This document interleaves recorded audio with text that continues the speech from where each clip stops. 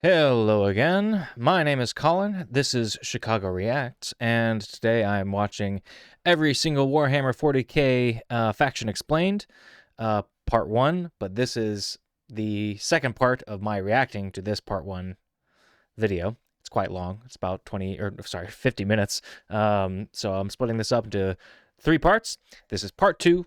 So if you haven't watched the first part of my reaction to this video, go ahead and watch that first and then come back. And if you haven't already, please like, share, and subscribe. That way you can watch more content like this and more videos of me reacting to, I don't know, things you might be interested in, like Warhammer 40k. All right, so without further ado, let's get back into it. This is part two. I guess we left off with the Angels of Death, I guess. So here we go. Oh, come on. Why is not? Technical difficulties. 1 second. The Angels of Death are up next. Space Marines are genetically engineered super soldiers and superhumans. They're given extra organs, their skin tissue is toughened, their bones are stronger, they're taller than the average person. They're pretty massive people, and these are the specialized super soldiers that carry out a lot of the more specific tasks for the Imperium. And there's tons of legions of them. In fact, there's one per Primarch. Each Primarch, the Emperor's son, as I mentioned before, oversees their legion of Space Marines. The genetic upgrade they get is based on the genes of said Primarch. It's something called a gene seed. That's what brings them up to this like superhuman level. As stated, each Primarch has their own legion. Robot Girly Man has the Ultramarines. Jagatai Khan has the... Wait, did he say Robo Girly Man? That can't be right. Genetic upgrade they get is based on the genes of said Primarch. It's something called a gene seed. That's what brings them up to this like superhuman level. As stated, each Primarch has their own legion. Robot Girly Man has the Ultramarines. Am I correct? You're hearing that too, right? Like I think I got to put on the closed captions for that. Yeah, Robot Girly Man.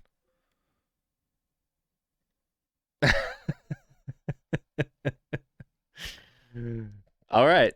That was not at all what I was expecting, but maybe there's some backstory to that. I assume I mean, this is what we're watching. There's got to be tons of backstory. Okay, Robot Girly Man.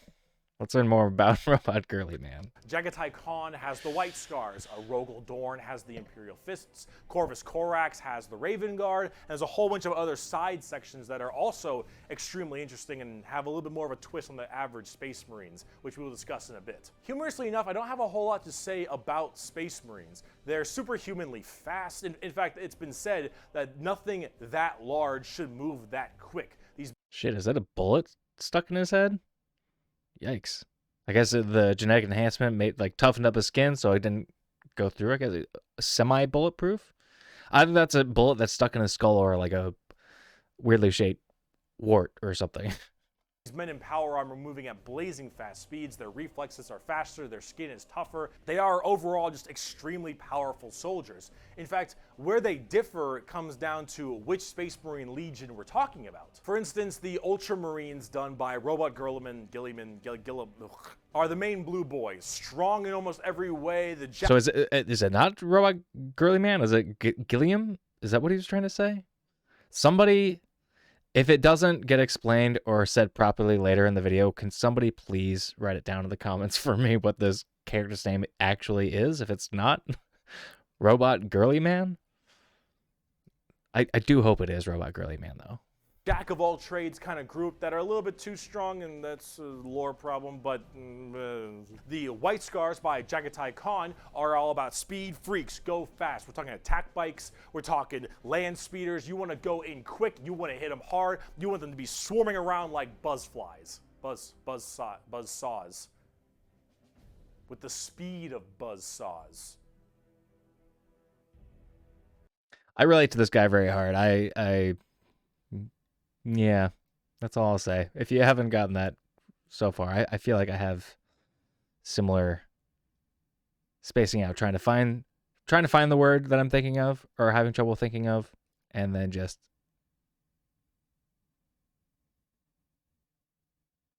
that zoning out. So Anyway, Bricky, you and I. Yeah. Anyhow. Fuck you, Pale King. Salamanders love fire. Fire in the It's like he's talking directly at me. forge, fire in battle. Flamers, melta-guns, multi-meltas. Just so long as something can be burning, that's big. And they're also actually some of the nicest of the Space Marines. A lot of Space Marines have this kind of like holier-than-thou thing because of their genetic strength. However, the Salamanders tend to put human lives above the lives of themselves, which is actually rather rare. They're also all black, but not like just regular black, like 2 a.m. line at a White Castle black. Like they have a charcoal, dark, ashy exterior and blazing red eyes. Apparently something about living on their home planet of Nocturne, which I don't know if that makes much sense, but who cares? This is like fantasy land anyway. Wait, that is kind of cool though. So like the red in their eyes that's coming out of the helmets, it's not from the helmet itself, but from their actual eyes. That's badass. Overall, Salamanders are actually one of my personal favorite legions because they're just really cool. They're fun to play as because of all their flamer weapons, and they have a nice, like, more heartwarming lore as opposed to being super evil like everyone else is. Oh my god, we're not even a quarter of the way through the Space Marine legions. Imperial Fists believe in the power of the siege and defensive positions. Raven Guards, master of stealth and sabotage while having bird helmets. Iron Hands, masters of machines and vehicles while being really goddamn good at being sold on eBay after one nerf. Space Wolves, Vikings and wolves and tons of wolves and axes, battle axes, fur everywhere. Space Wolves, angry, big teeth, Blood Angels, the genetic defect to make them want to drink blood and go crazy called the Red Thirst. They have Cupid wings and stuff, which is a little bit strange, and they are all super gay for Sanguinius. Dark Angels are old school knights and inner circle theme and... Are you a heretic? Me? No, never. Once in a blue moon, I know. Death Watch, a fancy anti-Xenos group that nobody plays because Death Watch, and they look cool though, but no one plays them. I don't know about Death Watch. They're there though. Black Templars, for the people who, if you haven't prayed at least 3 times a day, you're gonna start praying out that airlock. And I'm sure there's some other chapters I may have missed as well, like Crimson Fists and stuff, but those are the main ones right here. Here, quote from the Emperor himself. They shall be my finest warriors, these men who give of themselves to me. Like clay I shall mold them, and in the furnace of war I shall forge them. They shall be of iron will and steely sinew. In great armor I shall clad them, and with the mightiest weapons shall they be armed. They will be untouched by plague or disease, no sickness shall blight them. They shall have such tactics, strategies, and machines that no foe will best them in battle. They are my bulwark against the terror. They are my defenders of humanity. They are my Space Marines, and they shall know no fear. See, okay. Going back to the first part where he talked about more of the Emperor and who he is, what he is now at this point, just like a corpse that is has to be fed 1,000 corpses each day, but he's slowly rotting away and controls the ability for intergalactic space travel. But looking at what that means, like he basically he's locked into place. All he is a tool for space travel. I have a hard time believing that those words, the speech that he just gave, is actually coming from the Emperor's mouth himself. Like, I feel like, I mean, he's also been deified. Like, I think the people who are controlling, because someone's got to monitor that his whatever that system is that allows that. See, this is me. There's just so much information and me trying to process it out loud. I think someone is in control of the Emperor's ability to allow intergalactic space travel, and I think this is all propaganda. That's the point I'm trying to get to. I don't know why it was so hard for me to say that, but that's the sense I'm getting from this and who the Emperor is and what his role is in all of this. So, yeah, let me know just how wrong I am, if I am wrong, or I don't know. How do you guys feel about that? There's got to be. I know there's information that I'm missing, right? But that's the sense I'm getting to. But let's keep going. And on the tabletop, they fuck Oh, they fuck hard. As of making this video, Space Marines are laughably strong. That might change at some point, but overall, Space Marines just have it's like a Swiss Army knife, a tool for anything you need, except it's like a gold-plated Swiss Army knife. It is extremely strong. If you are actually getting into the tabletop of Warhammer, Space Marines are a great start. Also, whatever gameplay style you have, whether you want to be sit back with long range and heavy weaponry, go fast and run in, or even just full melee, all of these options are totally there for you. Space Marines are super badass, but unfortunately, it's time we start praying to our new god, the 2011 Honda Civic. So is it any wonder people are afraid of technology? Technology! The Adeptus Mechanicus.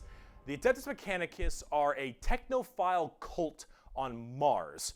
Now, these people are a little bit weird because they don't actually really believe in the Emperor of Mankind. And you might think, oh, whoa, Bricky, that sounds like some heresy.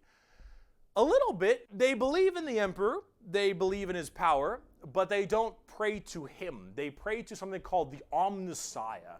And the Omnissiah is this kind of machine god that they believe permeates in all machines. I don't know. That sounds like heresy to me. Just...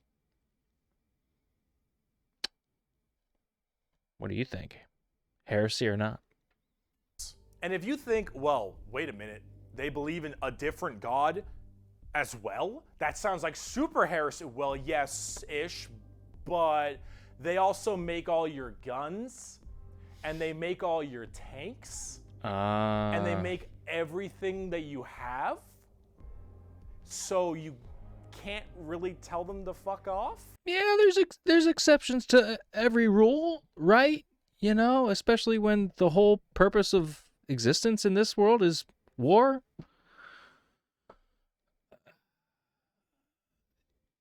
How far can we really take the heresy rule? You know? Because you're not going to win nothing if you don't got stuff to shoot people with. See, their Omnissiah at least makes sense from their standpoint. They believe it to be a deity that permeates through all machines. Your Honda Civic, your standard bolt gun, your Dune Strider Walker, your giant mechs, your huge ships. The Omnissiah is present through all. And the only reason your stuff works is because the machine's spirit in it says it works. If you want your gun to work, your tank to run, you must pray to it. And I mean full stop. You need to start chanting in high Gothic. You need to burn incense. You need to sit on your knees and pray to that car. You need to rub oil on your... Do people not... do other people not actually do this? Do you not need to pray to your Honda Civic before you start the engine, or, you know, say a little chant to make sure your phone doesn't die? No one else does that? Just me? All right, whatever. Your robes, and you need to go ahomina, homina, homina, homina, homina, homina. Full stop. If you want your damn thing to work, if you want your gun to fire, you need to do that. They are very bizarre, and they actually have a bit of a point because it's obviously working. And if you look at them, I don't know how that works. So they obviously know something about what they're doing. The most notable member of the Adeptus Mechanicus is Archmagos, Magos, whatever, Belisarius Call. Look at this dude. Look at this dude. Yeah, this is the group we're talking about. These are these weirdos. Here, the Omnissian Creed. The credo, Omnissiah. There is no truth in flesh, only betrayal. There is no strength in flesh, only weakness. There is no constancy in flesh, only decay. There is no certainty in flesh, but death. I think this might be the most relatable faction so far. You know, that's hitting home for me. Flesh is weakness, flesh is death. The Omnissiah is the god of the machines, and if you wish to be whole, if you wish to be holy, if you wish to give unto him, you must saw down your limbs and remove your organs and replace them with mechanical parts, because that is what he wants, and that is how you will become enlightened. Hard technophiles mixed with religious extremism. So it doesn't sound like he's asking for a lot. I mean, you know, it's a simple ask.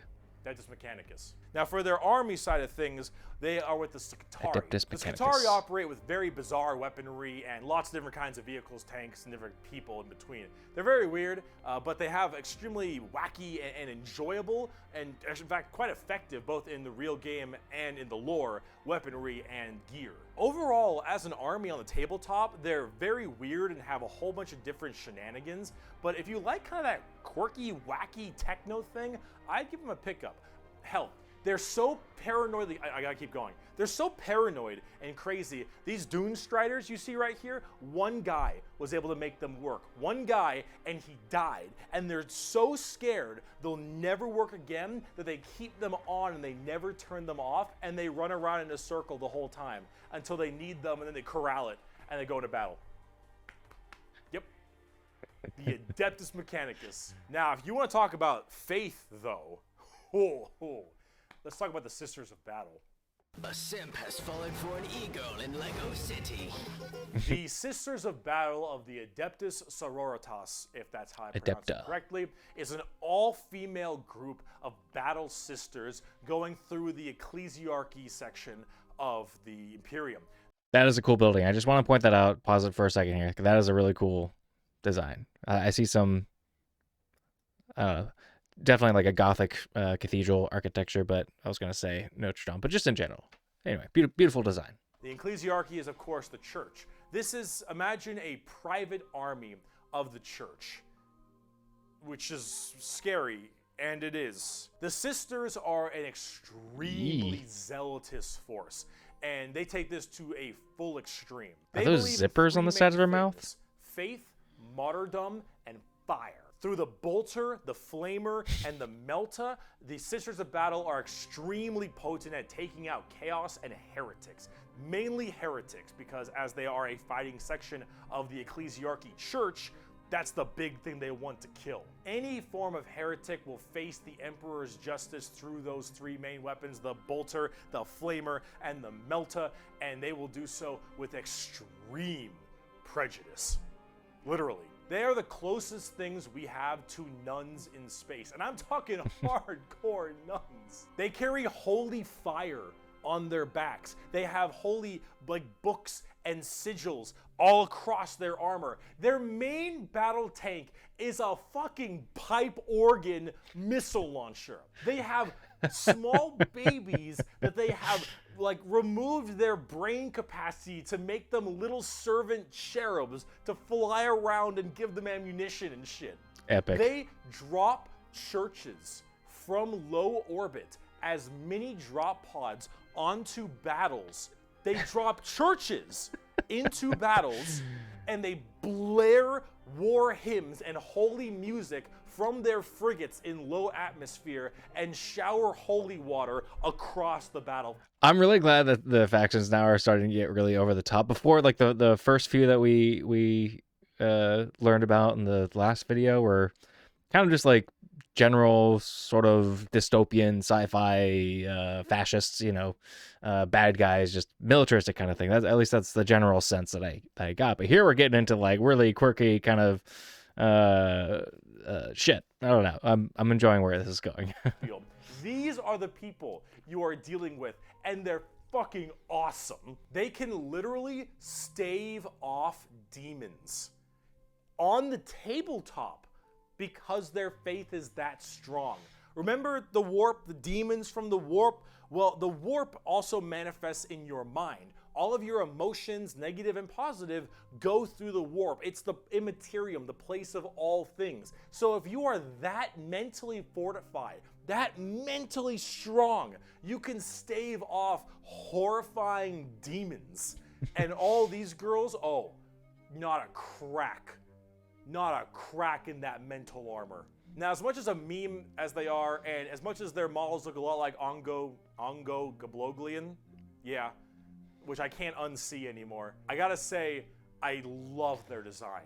I think they're extremely cool. They're another army that I'm currently collecting. They just released a whole new line of figures. See, he introduced it, comparing it to Danny DeVito in that one episode of It's Always Sunny, and now he introduced it, and now I can't unsee it. That's how I'm going to see him now. The Danny DeVito's from It's Always Sunny. Very recently, and they look wonderful. Everything from Celestine, the living, literally undying saint, from the triumph of Saint Catherine, which is literally a funeral procession as a model, those organ tanks I mentioned earlier. This shit is the most over-the-top badassery in a lot of the Warhammer universe, and goddamn it is it over the top. But Sisters of Battle are so cool. While I'm a guardsman at heart, this is such a cool faction. By Bolter Shell, Flamer Burst, and Melta Blast, the mutant, the heretic, and the traitor alike are cleansed of their sin of existence. So it has been for 5 millennia, so shall it be until the end of time. And speaking of burning demons, I can see! the Grey Knights are the first army I actually...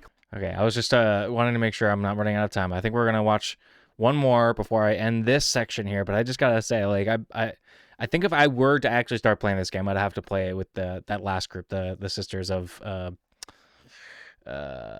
Battle. At least that's what this section's saying here. Anyway, yeah, those are pretty cool. That looked like a lot of fun. I like the over-the-top stuff. Collected back if you couldn't tell. Edition. The Grey Knights are a super secretive and much more old school look at power armored knights, except they are all psychers. All of them have that crazy space magic magician shit. For every 100,000 guardsmen, there's one Grey Knight. For every 10,000 Sisters of Battle, there's one Grey Knight. For every 1,000 Space Marines, there's one Grey Knight. Grey Knights are the strongest of the strong, both in mental will and absolute just strength. These are Space Marines that are all high-level psychers, all of them able to specifically do one goal, and that is kill demons. The Emperor believed that the demons of chaos were the #1 threat to the Imperium, and he probably is right. However, this group is entirely based on doing that through a myriad of tactics. Coming from the planet, or I guess the moon, of Titan in the Sol system, the Grey Knights are thrown through extremely rigorous training and are as clear of mind and soul as they possibly can be. Since the demons of the warp are the warp and your mind projects to the warp, people can go insane very fast, especially lower level psychers. These Grey Knights need to be able to harness the warp in the presence of demons and stay perfectly sane.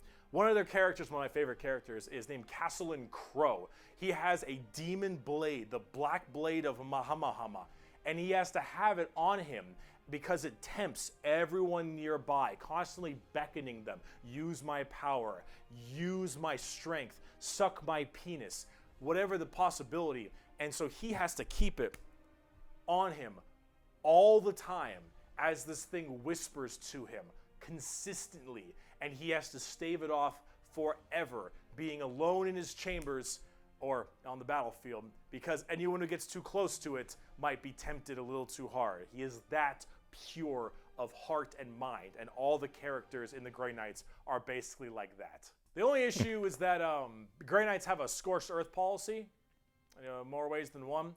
If they're fighting demons, demons corrupt and make people crazy. So if I'm a guardsman and I'm fighting demons, and the Grey Knights arrive, and they kill all the demons, I'm a risk. And so guess who's not making it out of there? On the tabletop, they're very strike fast, strike hard kind of people. They teleport all around the place. They are fast strike groups, small amounts of models because they're so dang strong. You only have so many characters, but with it, you get in there, you're very tough, very tanky, you hit really hard, and you try to bounce around the battlefield quickly, but you don't have numbers, and so every dead Grey Knight hits really damn hard. They're fun, though, if you like that kind of fast-striking kind of army. Oh, and also, Caldor Drago is a thing. We're not even going to get into Caldor Drago.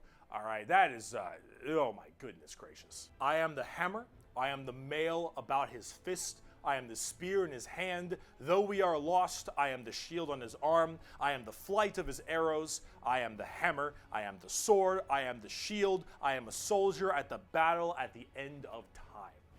Grey Knights are pretty hardcore. They are as holy as you can get for a Space Marine. If you like Space Marines and you don't think they're holy enough, you want to be holier, Grey Knights. Now, if you want to be holier and big, let's talk Imperial Knights. All right, that's where we're going to end it for this video, and I'm going to remove the share screen there. But yeah, okay. I'm liking the direction that we're going, learning more about some of these factions. If the Sisters of Battle were as over the top as we're going to get, that's a little disappointing because I liked seeing more. I like the over the top kind of campy stuff. Yeah, I think if I were to start playing this as the tabletop game, I'd probably play as them. Either them or the people, the Adeptus Mechanicus. I liked those guys too. Those guys are pretty funny. I don't know what funny. Interesting, I would say. Curious. I think that's what I meant by funny. Anywho. But yeah, thanks for watching. If you enjoyed this video, be sure to like it. That way you'll get to see more content like this. Or you could even go as far as subscribing. That way you'll definitely see more content like this. And if you want your other friends who are big fans of Warhammer 40k, share the video with them. There's one more part to this, so be sure to stick around. I'm sure it'll be posted, I don't know, around the same time as this one, maybe. I don't know. But yeah, without further ado, here are the patrons, and I'll see you in part 3.